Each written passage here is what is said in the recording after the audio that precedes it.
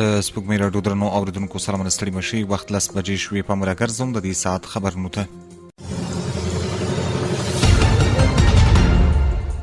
د پسرلي له پیل سره هممهاله د هیواد په ډیری سیمو کې د سیلابونو نوې څپې پراخ مالي زیانونه اړولي دي. تر اوسه د 43 مړو او 3 نورو د ژوبلېدو رپورټونه ورکړل شوي دي، خو دا وروستۍ شمیرې نه دي. ورته مهال زرګونه جریبه کرنیزې ځمکې او لسګونه کیلومتره سړکونه هم د وروستیو طوفاني ورښتونو او سیلابونو ویجاړ کړي دي. چارواکو خبرداری ورکړې چې خلک دې ځانونه خوندي کړي. د لغمان ولایت د کرنې او ولګولو مالداري ریاست مسؤلین وایي چې دغه ولایت پر 210 هکتاره ځمکه د مالټو بڼونه جوړ شوي دي.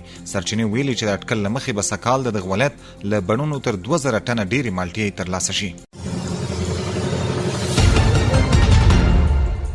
روټرز خبري اژانس راپور ورکړی چې عراق هره ورځ 50,000 بیرله نور خام نفت د صادراتو لړۍ ته ورزیات کړي دي. د عراق د نفتو د پلور دولتي شرکت مشر ویلي د نوي تړون له مخې به د بصري منځني کیفیت نفت د سوریې له لارې مدیترانې او اروپا ته صادریږي.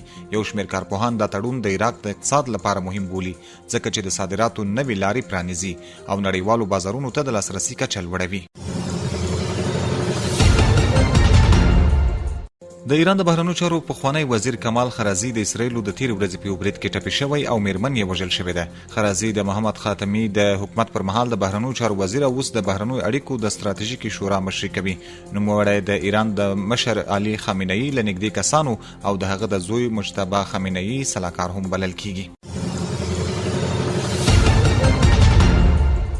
او د راپورونو له مخې د بلوچستان په بیلابیلو سیمو کې د سختو ورښتونو له کبله د 2 ماشومانو په ګډون 2 کسان مړه او 4 نور ټپیان شوي دي. د ناورینونو مدیریت ادارې ویلي چې پیښې په کیچ لوریایي، کهولاو، جعفرآباد او کچي ولسوالیو کې رامنځته شوي دي. بیا د ادارې په خبره د ورښتونو له امله 22 کورونه هم په بشپړه توګه ویجاړ شوي دي. قدرمن اوریدونکو دا د دې ساعت خبرونه تر بیا ښې چارې